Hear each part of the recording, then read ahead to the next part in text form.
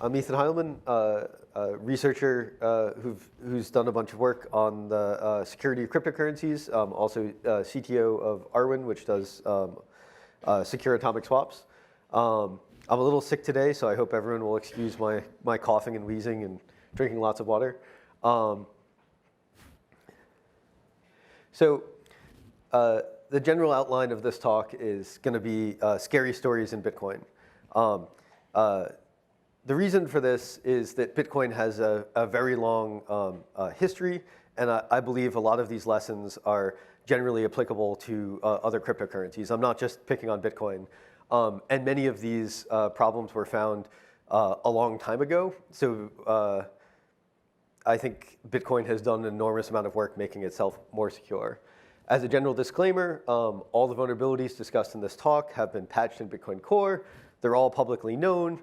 I have not experimentally tested any of them. I'm relying just on the public vulnerability reports, published research, and somewhat careful reading of the source code. So I'm going to tell several Bitcoin scary stories today. The first one is going to be about a network-wide memory exhaustion attack. And this is one that I personally interfaced with and sort of is where this talk came from.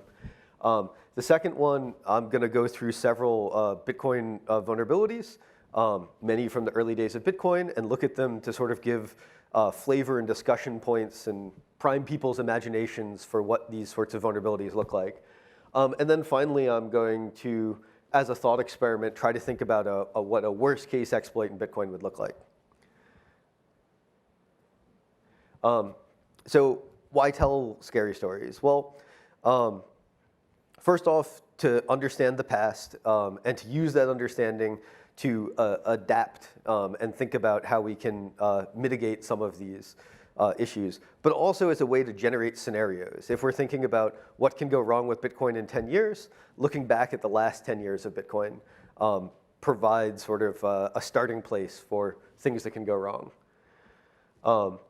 And so while solutions are the motivation of this talk, I won't be discussing solutions. I'll just be talking about things that have happened. This is very much a talk that doesn't have a conclusion. The conclusion is a series of questions.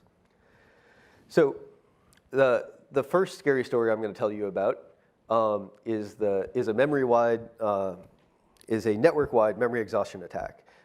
This was the only one that I really interacted with. So I was doing an experiment on Bitcoin's peer-to-peer network. And my advisor, Sharon Goldberg, was like, you need to be really careful. Software systems and networks are incredibly fragile. If you're sending packets to a production system, even if it's an open source peer-to-peer network, you need to take all of these safety precautions. And at the time, I was a little cavalier, and I was like, no, everybody attacks Bitcoin. I shouldn't take I shouldn't take precautions, but she was very strong. You need to take precautions. So I did. And then later, I found out that I was actually really close to triggering a DOS vulnerability in Bitcoin, had it not been that I took those safety precautions, which I did, and the fact that the vulnerability was actually patched a few months earlier. So if they hadn't have discovered the vulnerability a few months earlier and I hadn't have taken these precautions, it would have triggered it. So this was the experiment. I had some attack code that was sending adder messages, and adder messages are just these packets of IP addresses to a Bitcoin node. And as a property of the Bitcoin peer-to-peer protocol, these adder messages are repeated to other Bitcoin nodes. So this was the experiment I almost did. And the precaution I ended up taking was I added a shim inside the Bitcoin node, and I only used particular IP address ranges, and I prevented those particular IP address ranges from being retransmitted to the network. A little while later, I came across this paper. And the paper kind of hints that there's something in the appendix. It doesn't even list which part of the appendix is in. But if you read the appendix, it scared me quite a bit because it describes this attack where you can, if you send lots of these adder messages like I was sending, they would just be stored in RAM. They would grow without bound, and you would crash the node. And so this is what the vulnerability looks like. It had a set that stored the addresses that were known. And whenever you got a adder message, it added it to that set. The set grows without bounds. It'll run out of RAM and crash. But even worse, each time a node receives an adder message, if the adder message contains 10 or less adders, it'll send it to 2 other nodes. So you just are hitting one node with these packets. That node will send it to 2 other nodes, which will send it to 2 other nodes, which will send it to 2 other nodes. And so this is actually really bad because with a very small amount of traffic, you can actually cause a very big problem. And even if you stop the attack, as nodes crash and come back online, they'll forget which messages they've sent to other nodes, and they'll continue to do this attack. So the attack has this self-sustaining property. So one question is like, if this had been exploited, how bad would this be? I don't actually think it would be that bad. I think you'd patch nodes, and the nodes that didn't get patched would crash and probably not come back up, and the nodes that did get patched wouldn't repeat the message. But I'm not aware of anything like this having been exploited in practice on any cryptocurrency. Maybe someone in the audience has an example. So I'm sort of curious in thinking about scenarios. Something like this where all the nodes are just retransmitting the same message to everyone, even after the attack stops. What's the right course of action to take?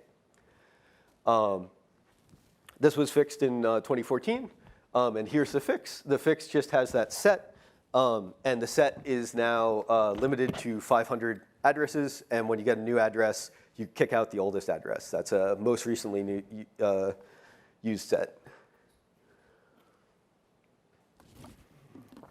So CVEs are this system for registering vulnerabilities. So you can assign a unique ID to a vulnerability. So when you talk about this CVE number, everyone knows what CVE you're talking about. It stands for common vulnerabilities and exposures.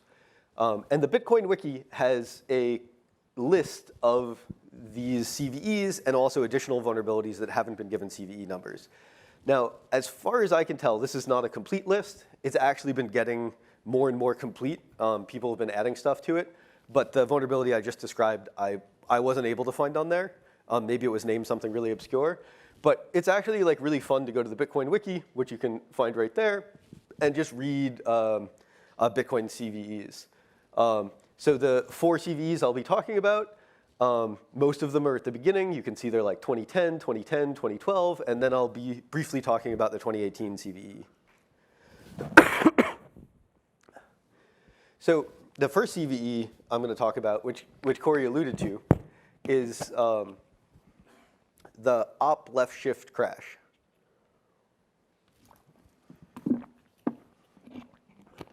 So Bitcoin has a scripting language, and the scripting language has instructions that are run.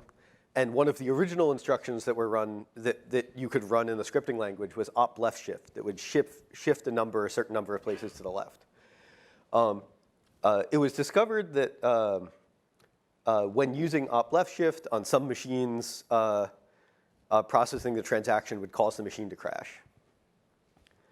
And so this is actually the code. And I think this is an interesting exercise. I won't spend much time on it. But for the people that are familiar with C++, we often think if you point out exactly where the problem is, you should be able to find it. And I've only spent like an hour or so looking at this. But it's not entirely clear to me. There's the Opleftshift case. Why does that cause a crash? I have a theory. If we have time, I'll put a slide on it. But just as a general way to think about how easy some of these bugs are to find or how hard they are, it doesn't really, there's nothing that jumps out at you about that's wrong. So the way this would work is you could make an evil transaction. You'd send it to a Bitcoin node, and that Bitcoin node would crash. The CVE said it only crashed on some machines. I'm not sure if that's worse than crashing on all nodes. I think it might actually be worse than having 100% crashes. And then think in your head about how you would go about solving this. Let's say you solve it by just making Opleftshift no longer crash machines. So 40% of the network upgrades so they don't crash when they see an Opleftshift. Then this means that the evil transaction gets included in a block. And now the people that haven't upgraded, when they see these blocks, they crash. And that seems like it seems kind of bad, like you would have a bit of a fork. So they actually fixed it a slightly different way. And I'm not saying they fixed it a slightly different way for this reason, but they did fix it a slightly different way. So the way in which they fixed it is they had all of these opcodes that were causing trouble with them. And if you use any of them, your transaction's invalid. It just returns false. And so this actually means that if you're vulnerable to this, you crash. If you're not vulnerable to this, you drop the transaction, you don't retransmit it. So you're not going to crash nodes. And so I don't actually know. I wasn't able to find discussion on why they chose to fix it this way. But sort of the obvious fix may not have been as good as the good fix. And thinking about fixing some of these issues, it's sort of an interesting case study. So the second bug I'm going to talk about is an inflation bug. It allowed you to print more money. And the way this worked, so here's the code that was problematic. You'd add up all the outputs in a Bitcoin transaction. You'd add up all the inputs. You'd subtract the outputs from the inputs on that line 10, 12. And then if you got a negative number, that meant that your outputs were greater than your input. That's bad. That's not a valid transaction. You printed money. And it would fail, which is what we see there. So it turned out that there was actually a overflow. As someone pointed out, they saw this transaction in a block, and they were like, hey, is that close to the maximum 64-bit unsigned integer? And it was. If you add up those two gigantic outputs for billions of Bitcoin, you actually get minus 0.1 BTC. So this allowed you to print money. And this was actually exploited on mainnet. Someone posted this transaction. Even worse, people mined on top of these blocks. It was not immediately detected. So billions of Bitcoin were produced. And so how do you fix this problem? Well, basically what everyone did is they patched their Bitcoin software to make it so that you couldn't print money, to check for this overflow. And then they just started mining on a block that forked off the original block. And the new block became longer than the original block. So even the nodes that weren't patched would accept this new chain. And so because the majority of the mining power was on this new chain, and the new chain had fixed the bug, it got orphaned out, and the bug got solved. And I think this is a really interesting case study because pretty much everyone could agree increasing like Bitcoin's currency supply by 200 billion Bitcoin was a bad thing. And so it sort of produced this, everyone wants to work together to fix it. So although the bug sounds terrible, it's an inflation bug, it violates these core premises of Bitcoin, because it violated those core premises and because it affected everyone had an incentive to come together and fix it. And so it actually wasn't, at least as I understand, particularly destructive. However, this was also in the early days of Bitcoin. If you look at the block that it's mined in, I believe there's only one other transaction in that block. So it's not like people are doing double spends between this because Bitcoin had very little use now. So it might be a different setting later on.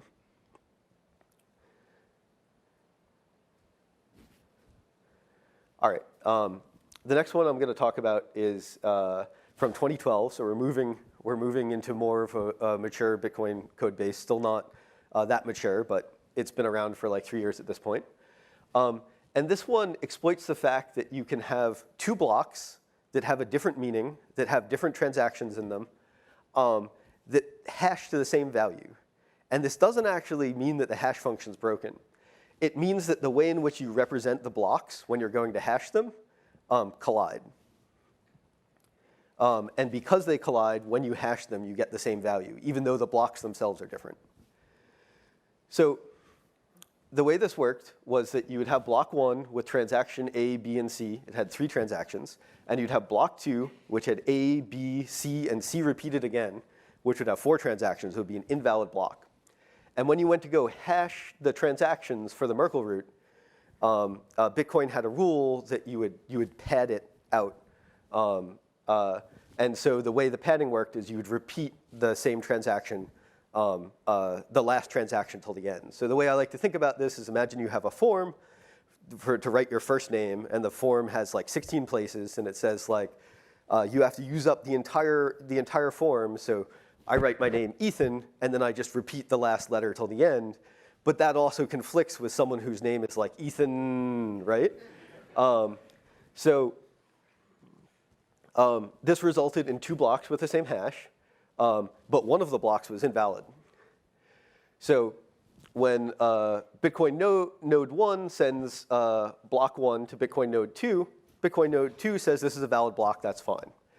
But when Bitcoin node 3 sends block 2 to Bitcoin node 4 says, hey, this has 2 of the same transaction. That's like the ultimate double spend. Not only are you double spending, you're like double spending with the same transaction. That's totally invalid. I'm going to reject it. But if Bitcoin node 5 sees block 2 first, it hashes it. It determines it's a bad block. And it says, OK, well, I know this hash is a bad block. If I ever see a block with the same hash, I'm going to reject it. So when it sees block 1, totally valid, it says, oh, this is the same hash as block 2. I already know block 2 is invalid. I'm going to reject block 1. And so what ends up happening is that the parts of the network that see block 2 first conclude that block 1 is invalid. And the parts of the network that see block 1 first conclude that block 1 is valid. And so this causes like a fork in the network. And I sort of wonder like what would happen today if something like this occurred.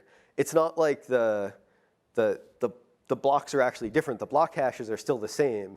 It's just that some of these nodes are just like dropping block 1 on the floor, and some of them aren't. So the way in which they fix this is they said, hey, if a transaction repeats in a block, don't cache that result as a bad result. Just like reject that block and don't retransmit it.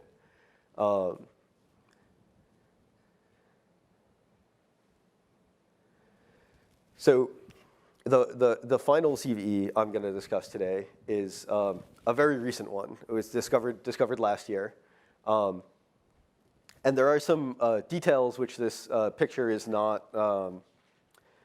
which this picture is sort of hiding. But essentially what happened was that a check was removed. And without this check, under very specific circumstances, it was possible for a transaction to have more than one input spending the same output. So you see transaction B is spending a output from transaction A twice. Now, it wasn't just as simple as this. There were a number of different rules and different conditions that had to be met to actually like bypass the other checks for this. But there were circumstances in which this could occur. And so transaction B could only spend 8 BTC, and it could produce 16 BTC, or could inflate money. And this was not exploited in the wild, but it did exist in the Bitcoin code base. It didn't exist in older versions of the Bitcoin code base. This check was removed. It was seen as an unnecessary check that had a high performance cost. And I guess I wonder, like, would the reaction to this have been the same as it was in like 2010, where everyone was like, well, this got exploited, but like someone printed this enormous number of Bitcoins. If Bitcoin is going to have value, we have to like fork this out. And how many, like, the original attacker in the earlier CVE was kind of, the exploit required that they be greedy and produce billions of Bitcoin. But like, what if you only produce 1 Bitcoin with it? Like, how does the incentive to work together change if it's like, well, now someone can double spend thousands of Bitcoin at this exchange, but the attacker only produced 1 Bitcoin. Are we just willing to like live with that? And so I'm sort of curious from a scenario perspective what the right solution to this is. And then finally, this is more of a thought experiment. What would be the worst case non-cryptologic exploit in Bitcoin? So Bitcoin relies on its underlying cryptography. So an attacker that could forge ECDSA signatures instantly in 0 time, or break random number generators, or generate arbitrary SHA-256 preimages would be like very bad for Bitcoin. But this isn't that much of a threat. Sudden breaks in standardized cryptography are extremely rare. Usually you see a series of breaks and you can adapt to it. You see that you're going to, like we saw this with MD5 or SHA-1, that like you can kind of see that it's getting less and less secure over time, and then you can adapt your system. However, software vulnerabilities are fairly common. So this exercise is sort of to think about what the worst possible software vulnerability in Bitcoin Core could be. And so I tried to think about it, and I came up with an answer. I'm not saying it's the right answer. I think everyone should sort of, just to think about what can go wrong, should try to think about, come up with things worse. Maybe you think mine's not actually that bad. So what I came up with was a valid transaction, which when evaluated by a Bitcoin node, causes that node to execute a program written by the attacker. So as the ghost says, this is typically called a arbitrary code execution, or sometimes a RCE, remote code execution. And this is what people used to call these like network worms. So you have an evil transaction with some evil code that gets sent to Bitcoin node 1. Bitcoin node 1 gossips transactions, because that's how the Bitcoin network works. So it sent it to node 3 and node 2. They all run those instructions. They send it to node 4, and so on, and it gets gossiped to all the nodes involved in consensus, including nodes that miners are relying on for consensus. So if you have this, if you can run some short program on every single Bitcoin node involved in consensus, what's the worst thing you can do? So I would argue, and I think this is somewhat of a controversial statement. This is a statement, not a fact, not even a claim. Attacks on Bitcoin which result in a short chain that almost everyone agrees should be invalid, even if the Bitcoin Core code base doesn't think it's invalid, are reversible. And because they're reversible, they're not likely to have apocalyptic controversies. Everyone can come together and be like, this was really bad, let's just fork that off. But attacks that keep the blockchain valid are actually much worse, because you can't come together. So one thing that you could do with this attack is you could distort what a node tells the user about the blockchain. So you could perform an attack where transactions are being sent, and they just don't see those transactions.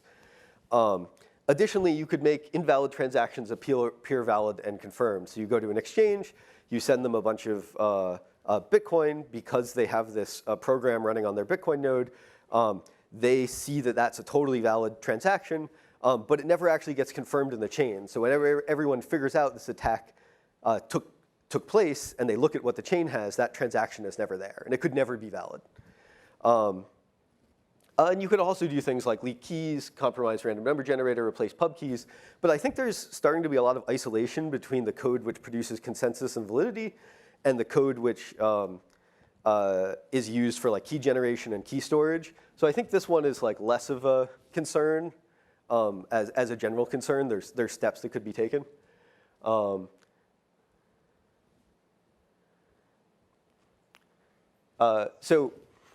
I don't think this is actually, it's a thought experiment, but I don't think this is actually likely to ever happen. It needs to work on different versions of Bitcoin Core, it needs to work on different operating systems, on different architectures.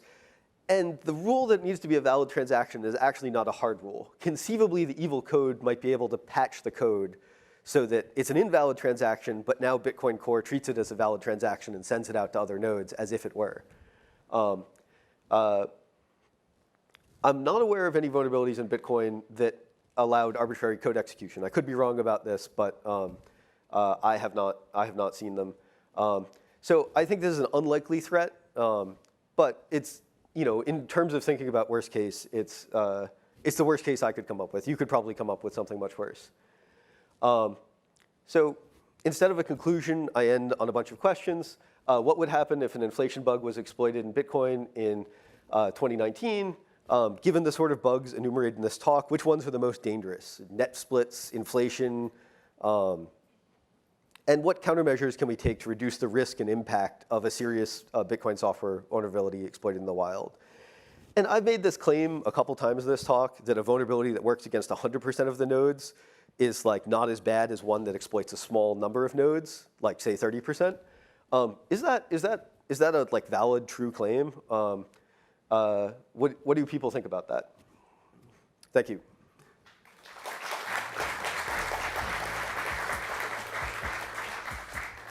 Hi, I have a question.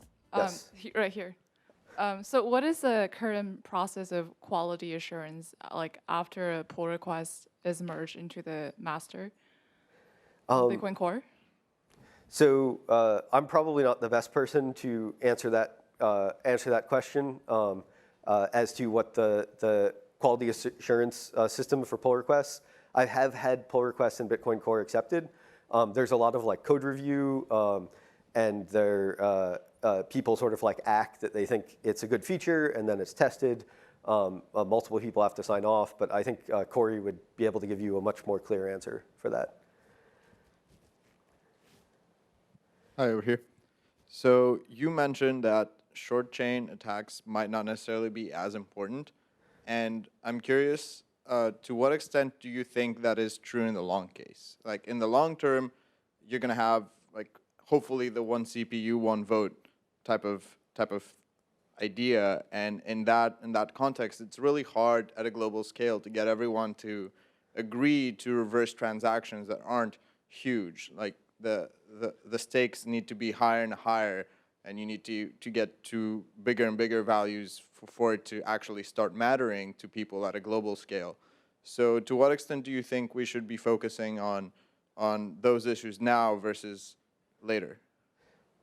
So I guess if I understand your question correctly, you're asking how does the impact of a problem scale as the time in which it is discovered scales. So like if it gets discovered and only one block has been mined versus it gets discovered and it turns out that it was mined in a block like 5 years ago and one additional Bitcoin was created.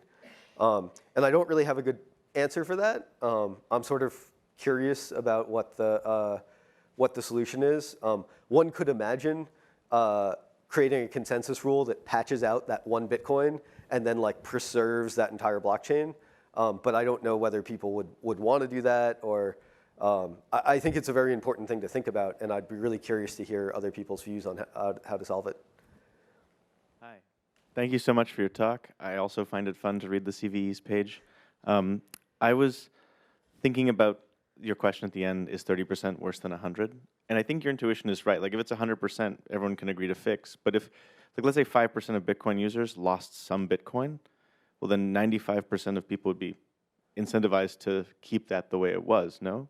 Wouldn't the worst case scenario be like some people randomly losing Bitcoin every once in a while to bugs, and then everyone being like, that's kind of good. I'm richer now. Yeah, supply and demand, I'm into it. Yeah, so that's a really interesting question about incentives, and I don't have a good answer. I do think at some point, if people keep losing money, then people are more likely to view Bitcoin as less valuable. And so there's sort of some sort of balance point, right? Okay, we're out of time for questions now. Thanks very much, Ethan. Thanks.